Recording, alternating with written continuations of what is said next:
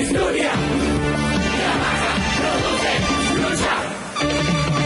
lucha con firmeza. Lucha con firmeza. Por tu tierra, Perú. Ayuda al terruño. Costa, sierra y selva, unidos.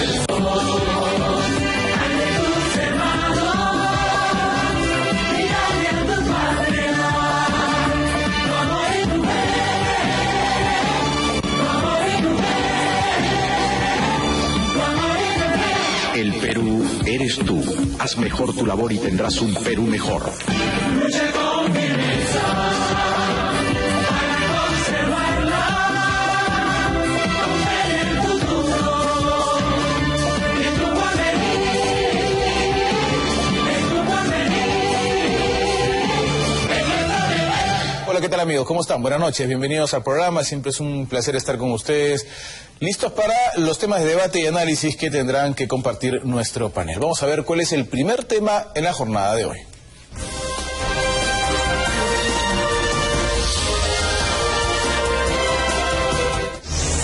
A ver, ¿sirven realmente las mesas de diálogo? ¿Son trascendentes? Para tener algunos datos, ¿no? En la PCM hay una comisión especial que tiene que ver con las mesas de diálogo y el poder evitar los conflictos sociales. En las últimas cifras que yo he leído de la gran cantidad de conflictos sociales que ha habido, ellos han logrado intervenir en 41. Según la Defensoría del Pueblo, estamos pasando los 200 conflictos sociales. ¿Qué tan importantes son los conflictos, las mesas de diálogo en nuestro país para evitar estos conflictos sociales? Hace unos días, iniciando la semana, en Las Bambas se llegaron a unos acuerdos porque llegaron al tema del estado de emergencia que asustó a los propios pobladores de Las Bambas, ¿no es cierto? En Cerro de Pasco no se ha visto mayor movimiento al respecto. Vamos a ver qué nos dice nuestro panel al respecto. Empezamos esta noche con José Manuel Saavedra, que está con nosotros hoy. Bienvenido, José Manuel. Muy buenas noches, José. Sí, efectivamente, las mesas de diálogo durante mucho tiempo han servido, entre comillas, para poder lograr la paz social. Y esto se comienza a poner, digamos, en los últimos 10 años se comienza a utilizar mucho, sobre todo las empresas mineras, comienzan a contratar a ONGs, comienzan a contratar a consultoras para que instalen las mesas de diálogo a fin de poder tener paz social y lo que se llama ahora licencia social. Ahora no se puede operar y no se puede, digamos, empezar un proyecto, ya sea de minero, hidrocarburos, si es que no se tiene licencia social. Y es por eso que cuando estalla un conflicto y cuando no se ponen de acuerdo tanto el Estado, la empresa y la sociedad, ¿no? Es decir, la empresa minera, el pueblo, inclusive la municipalidad o el gobierno, ya sea local, regional, se instalan las mesas de diálogo a fin de buscar la paz, pero no han funcionado las mesas de diálogo. Eso ha pasado en los últimos años. Recordemos incluso que una vez en una mesa de diálogo que se instaló, incluso secuestraron a unos, a gente del gobierno, a los enviados, no me recuerdo quién era, pero retuvieron a un general, retuvieron a unos funcionarios públicos, y en realidad de mesa de diálogo se convirtió en una mesa más que todo de conflicto social, sí, pues, ¿no? En donde hay más intereses, y sobre todo cuando la mesa de diálogo lo proponen algunas ONGs que defienden diversos temas, ¿no? Y se politizan, eso ya no se convierte en diálogo, sino es una más que todo una guerra ideológica que se convierte, sí, pues, y intereses, ¿no? De intereses económicos también. Disputa de intereses. Yo recuerdo, por ejemplo, en el tema de Tía María, se formaba una mesa de diálogo, cuando querían iban alguna de las partes, y no iban, se desarmaba la mesa de diálogo, se volvía a nombrar mesa de diálogo. En realidad, en ese caso, no sé de qué tanto sirvió. El doctor Raúl Sotelo está con nosotros también esta noche. Bienvenido, doctor. Buenas noches, José. Bueno, una sociedad civilizada, democrática, tiene como una pauta preliminar el diálogo. Si no existe diálogo, no funcionan las instituciones, funciona la imposición, la prepotencia, y eso es lo que no se quiere. Entonces, a la respuesta, ¿funcionan o deben funcionar? Sí, la respuesta es positiva. El diálogo es importante en una sociedad civilizada. Ahora, estas mesas de diálogo pueden ser de tres tipos. Unas que son iniciadas de mutuo propio por el gobierno ante un tema que se prevé que puede traer conflicto social. Otra que ya es cuando el conflicto social se ha generado y es en esa coyuntura que se plantea la necesidad de una mesa de diálogo. Esas son las que generalmente han tenido sus problemas y han tenido sus falencias. La otra es cuando son ya establecidas y motivadas por los organismos internacionales, ONGs, que lo que buscan es tratar de lograr también la paz social y participa. Lo que estamos viendo en el Perú es que estas mesas no han funcionado y la prueba concreta y contundente es lo que ha pasado en Bambas.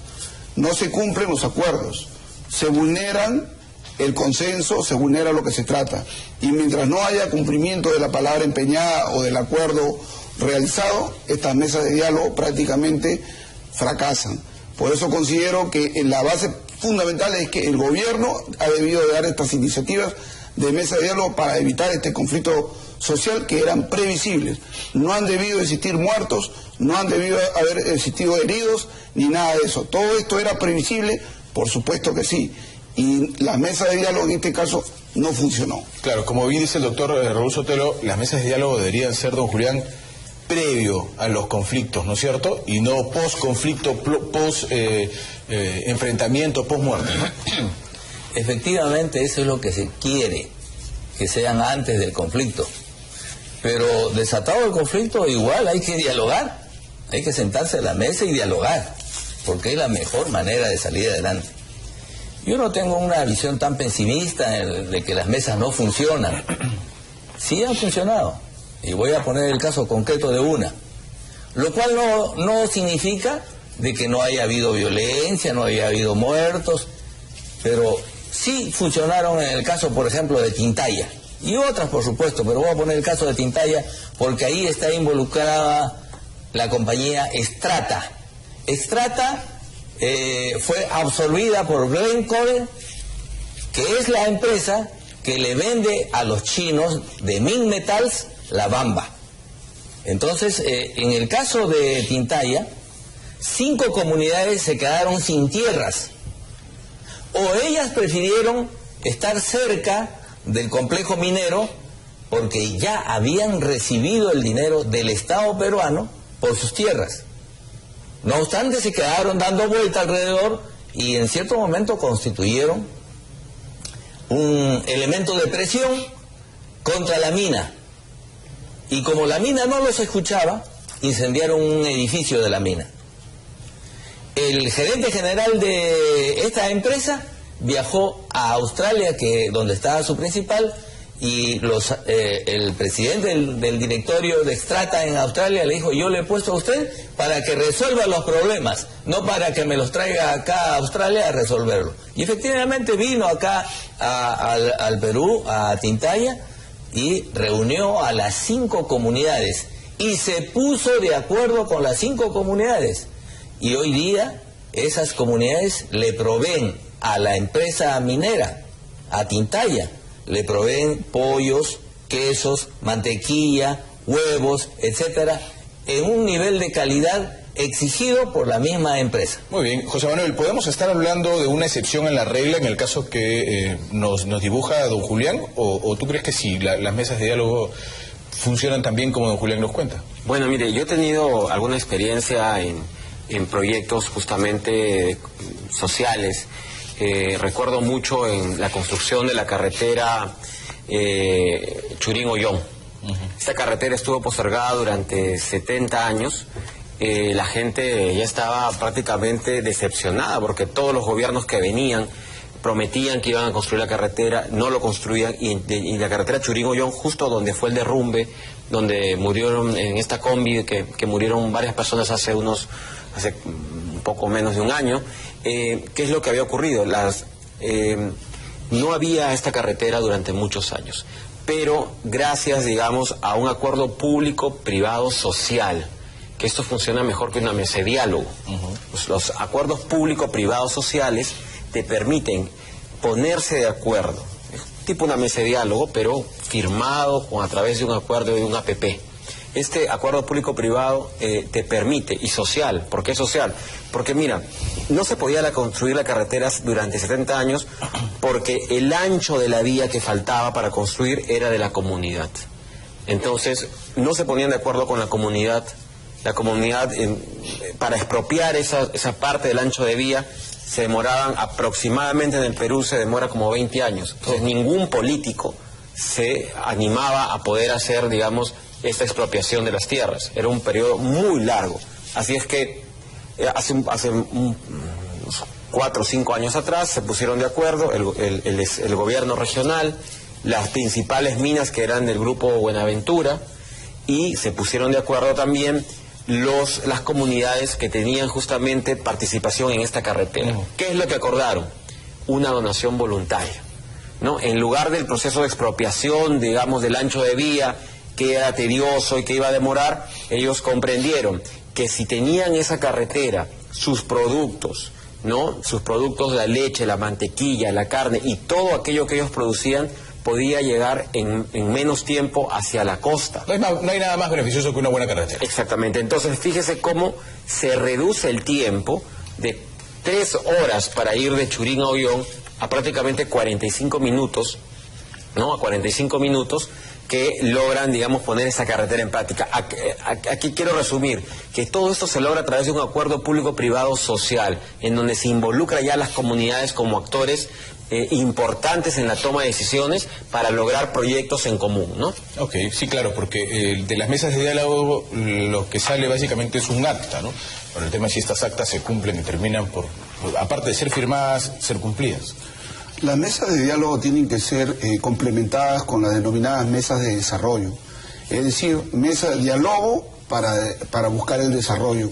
Y en estas mesas tienen que estar definitivamente participando tanto el gobierno, la empresa privada que tiene el proyecto y la comunidad. Es decir, estas 3 partes interesadas en desarrollar justamente una zona tienen que participar en estas 2 mesas. Mesas de diálogo y mesas de desarrollo. Porque el diálogo por sí solo tampoco no tiene objeto.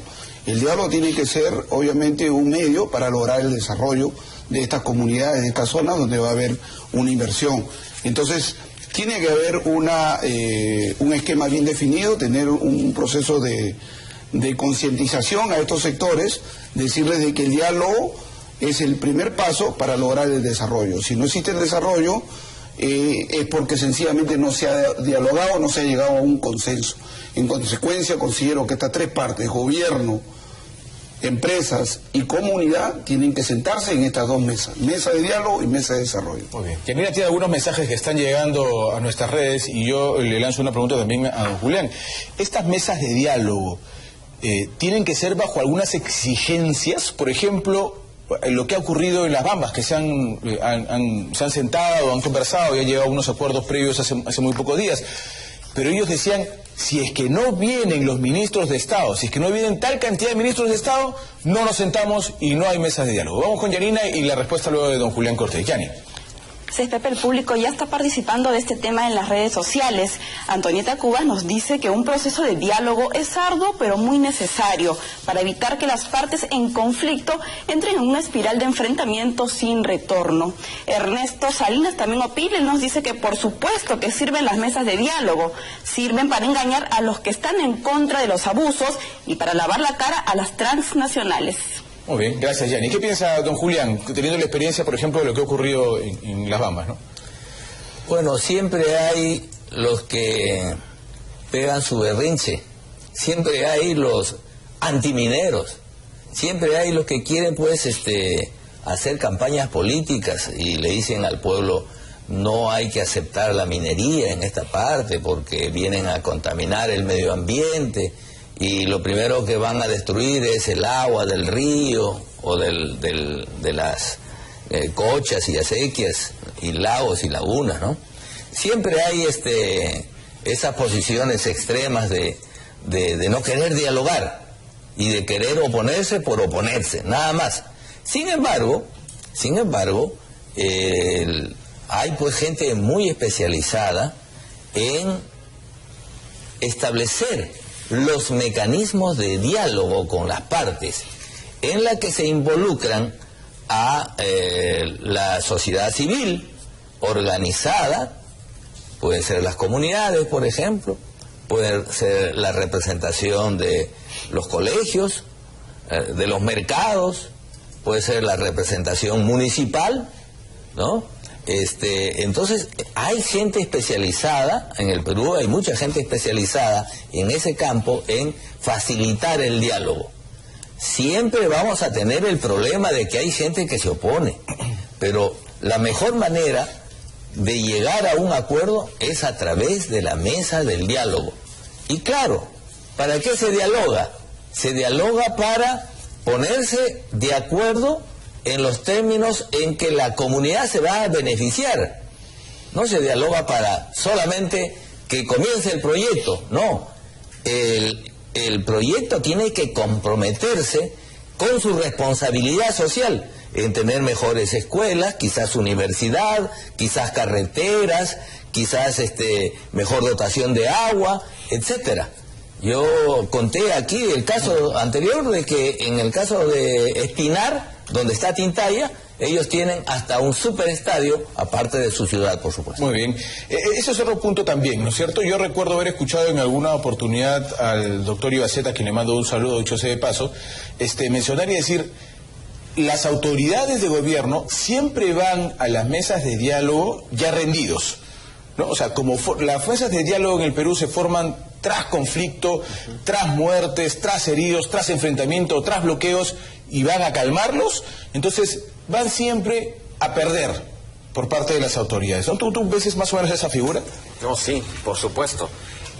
Las mesas de diálogo en el Perú no son, hasta el momento, digamos, son preventivas, ¿no? Es que preventivamente, y eso debería hacerse, a partir de un mapeo de actores, saber identificar qué conflictos existen en ese momento en la región, quiénes están a favor, quiénes están en contra, y en ese momento sí, hacer una mesa en la cual participen y se pueda dialogar y llegar a acuerdos importantes. Sin embargo, cuando el conflicto ya se dio, cuando la gente ya salió a las calles, cuando ya hay muertos, en ese momento las autoridades efectivamente van rendidos, y hemos visto en Arequipa, pues como un policía incluso se rinde, ¿no? Ante el tumulto, ante la multitud, para que, digamos, no ocurra mayores.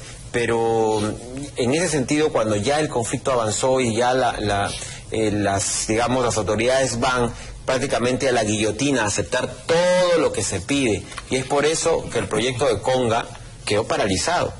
Fue un proyecto que tenía una inversión de 4.000 millones de dólares, ¿no? En donde el conflicto fue mal manejado por un tema básicamente de comunicación, no solamente de la empresa, sino también de parte del Estado, ¿no? El gobierno del presidente Ollantumala, con una mala política de comunicación, no logra, digamos, sensibilizar a la población y informar que, digamos, mucho de las propuestas y sobre todo de las objeciones que tenían estos grupos radicales eran totalmente falsos. Entonces, en lugar, digamos, de ir a una mesa de diálogo en donde ambas partes concilian y dicen, mira, eso está bien, eso está mal, etcétera, van solamente a una mesa de diálogo a rendirse. Y eso es lo que ha hecho el gobierno, retroceder en todos los conflictos sociales y paralizando proyectos. Por ese motivo la economía hoy se ha frenado. ¿Qué piensa usted, doctor Rosotero? ¿Hemos tenido un mal manejo, un mal concepto en la actualidad de las mesas de diálogo? ¿Hemos ido tras ya los bloqueos? ¿No? Digo que todas las mesas de diálogo fracasen. Definitivamente los conflictos se han superado en algunos casos precisamente por el éxito de estas mesas. Pero hay mesas concretas que han fracasado. Y el tema concreto con lo que ha pasado en el proyecto Bambas de Apurímac, con 15 heridos y 4 ya fallecidos, incluidos 6 policías, es producto de una imposición de la empresa china MMG, que no respetó el acuerdo que se llevó a cabo en el año 2010 con la comunidad y con la anterior propietaria de este yacimiento, que era la empresa suiza angloamericana, que sí había llegado a un consenso y que tenía una licencia para llevar a cabo la explotación de ese yacimiento. Al ser transferida este proyecto, este yacimiento, por estas empresas chinas, es que se produce un nuevo panorama. Ellos quieren desconocer algunos puntos del acuerdo y es donde la población se levanta, protestan, no llega a tiempo el criterio del gobierno y se produce lo que ya hemos visto. Un proyecto de más de 10.000 millones de dólares que definitivamente iba a levantar la economía del Perú, se ha venido abajo precisamente por ese tema, por la falta de diálogo, por el mal manejo de sus actores y por querer nuevamente imponerse una decisión en contra de intereses de una población que lo que busca es custodiar su medio ambiente y el futuro de sus familias y de los niños. ¿Usted considera que el tema va también por ahí, don Julián, que estamos teniendo un mal manejo de las mesas, que creo que todos coincidimos en que el diálogo siempre es positivo, pero estamos teniendo desde el punto de vista de gobierno un mal manejo de las mesas de diálogo? No. Es cierto, en algunos casos ha habido un mal manejo y no se han anticipado, porque en el Perú se desactivó ya desde hace mucho tiempo el servicio de inteligencia que pueda servir a instituciones como Energía y Minas o a la Presidencia de la República para que sepa dónde ajusta el calzado. Hay 30 conflictos en el sector minero, 30. Yo escuché hace un momento que hay 200 conflictos en el país. Es cierto, pueden haber 200, pero los otros son por límites, por el uso del agua, etcétera. Pero en el caso de la minería hay 30 conflictos. Bueno, en el caso de Bambas, yo no creo que haya fracasado definitivamente y que no se pueda llevar el proyecto adelante. Es un proyecto muy importante para el desarrollo del país. El 50% de la producción actual de cobre se incrementaría si es que se echa a andar las Bambas. 50% más. Además, este es uno de los proyectos, entre los 4 proyectos más grandes del mundo. Y lamentablemente se está echando a andar justamente cuando los precios están deprimidos, ¿no? Y ya Chile ha protestado, digamos, no como protestado, sino ha hecho saber su opinión de que no es conveniente poner en actividad los grandes proyectos mineros porque vamos a malograr el mercado. Y Chile ha paralizado uno de sus grandes proyectos que se llama Expansión Andina 244, de 7.000 millones de dólares, y que está cerca de Santiago de Chile y afecta la parte de la cordillera, la parte del casquete de hielo, afecta eso. En consecuencia lo ha paralizado por ahora porque además los precios están deprimidos. Pero si estuvieran en alza, yo estoy seguro que los chilenos estarían apurando ese proyecto. Creo que en el caso de las Bambas aún se puede trabajar mucho y se puede sacarlo adelante. Además, tengo entendido que este gobierno, el actual gobierno del presidente Ollanta Humala, ha dado un decreto que dice que el ejército sale en apoyo de la policía en esos lugares. Sí, claro, han habido estado de emergencia. Lo que quedaron en la mesa de diálogo hace un par de días fue justamente que se iba a levantar el estado de emergencia en esta zona. Y usted habla de un proyecto importante y todavía más importante si tenemos en cuenta que Tía María tampoco ha entrado en funcionamiento, que es uno de los proyectos de cobre más esperados, digamos, para el país. Sí. Bueno, efectivamente, yo le decía hace un rato, hay una serie de proyectos que están actualmente frenados, paralizados. Esto ha traído como consecuencia, pues, un poco también de que se retraiga la economía, que la gente deje de querer invertir, no hay, digamos, el consumo, el gasto.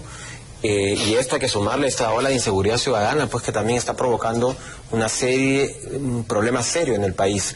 Así es que, respecto a las mesas de diálogo, yo concuerdo también con los amigos que es necesario, algunas veces ha funcionado, otras no, pero yo creo que hay que prevenir. Básicamente, la prevención en los conflictos sociales es importante, no hay que llegar al momento de tensión, al momento de la cólera, de la ira y sobre todo de la violencia, sino hay que identificar, yo lo decía, con un mapeo de actores políticos, sociales, con un servicio de inteligencia, como lo mencionaba acá el doctor, en el cual identifique justamente de dónde provienen estos grupos radicales que lo que buscan es desestabilizar. O sea, nosotros hemos escuchado muchas veces a los famosos operadores políticos. Y estos operadores políticos lo que hacen es identifican un proyecto minero, van a esa zona, comienzan a agitar a la población pero también en paralelo tienen el contacto en la empresa. Entonces, una vez que comienzan a incendiar la pradera, van a la empresa y le dicen, mira, yo tengo la solución, yo conozco a ese dirigente. Piden lentejas. ¿No? Te piden tu... Así como ese audio que salió, en donde dice, mira, yo puedo solucionar todo, no te preocupes, porque yo lo conozco. Entonces, negocian.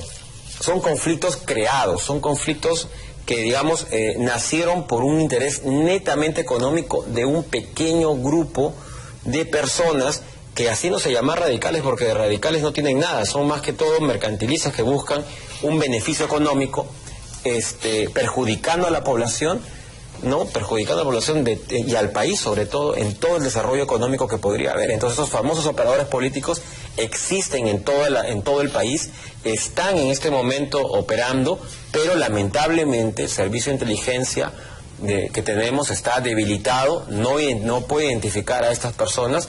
Ya, digamos, otro gobierno los hubiera detectado y los hubiera neutralizado a fin de que no continúen bloqueando y paralizando el desarrollo del país. Doctor. Bueno, yo pienso que acá también lo que ha fracasado es el criterio negociador, ¿no? Porque así como existen estos tipos de operadores políticos que hacen sus ganancias secundarias, creando o de repente soliviantando los ánimos sobre una situación que se presentó, tratando de ver en qué existe una falencia, un error en los proyectos y sobre eso levantar polvo y asusar a la población, así también por el lado de la empresa. Por ejemplo, en este caso son 10.000 millones de dólares, lo que es el proyecto más importante de Perú en yacimiento. Y entonces unas empresas que manejan esa cantidad de inversión, ¿cómo no pueden armar operadores empresariales de inteligencia privada si no lo puede hacer el Estado para poder prevenir estas situaciones? Yo no entiendo cómo por estos conflictos que realmente son pequeños en cuanto a la problemática, no puedan, estas empresas que manejan miles de millones de dólares, no puedan contratar equipos de expertos, incluso con experiencia internacional, para tratar de dar solución, porque de eso se trata. El diálogo, la negociación, todos son medios para llegar a encontrar una solución y que estas inversiones se den. Ha fracasado por ahí, eso es una llamada de atención también a estas empresas que yo no entiendo, no me parece absurdo, no le encuentro racionalidad a que gente empresaria no hayan podido prevenir, o sea, individuos totalmente, de repente hasta menesterosos, ¿no? Agitadores, no sé qué nivel cultural, académico tendrán, puedan manejar y tirar abajo proyectos de millonadas de dólares. Y son personajes que se repiten, ¿ah? Imagínate, y entonces yo pregunto, ¿la empresa no tiene acaso también sus operadores? ¿No puede llegar a esos lugares y poder motivar a la población y explicar con campañas educativas y explicándole, mira, ve lo que va a haber acá con esta inversión, cuáles son los beneficios que ustedes van a recibir? Yo no entiendo, no le encuentro racionalidad a eso. Bueno. ¿Estos operadores políticos prevalecen a los criterios internacionales? No sé, es algo que yo no me explico hasta ahora. Vamos a un corte, nos corresponde, vamos a regresar con este mismo tema en la segunda parte del programa, porque me parece importante en esta situación en la que inclusive hace unos días el Fondo Monetario Internacional ha señalado que nuestro crecimiento no es el que el Ministerio de Economía dice, ¿no es cierto? Vamos a tener un crecimiento menor al 2.4% y todo porque, como bien decía José Manuel, se están paralizando algunas inversiones en el país. ¿Por qué se está paralizando? Bueno, porque hay quienes tienen intereses en el que el país no crezca. ¿Sirven las mesas de diálogo para evitar este tipo de paralizaciones de inversiones? Vamos a seguir discutiéndolo en el siguiente bloque. Ya veremos. Lucha con firmeza. Lucha con firmeza. Por tu tierra, patria. Por tu tierra, Perú. Ayuda.